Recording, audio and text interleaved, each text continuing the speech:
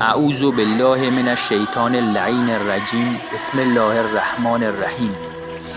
امام صادق علیه السلام فرمودند هر که از یاران ما که یکی از برادران دینیش در کاری از او کمک و یاری بخواهد ولی او تا آنجا که میتواند در آن کوشش نکند، به خداوند متعال و رسولش صلی الله علیه و آله و سلم و مؤمنین خیانت کرده است.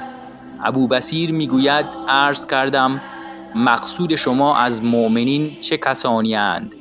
فرمودند از زمان امیرالمؤمنین علیه السلام تا آخر آنان.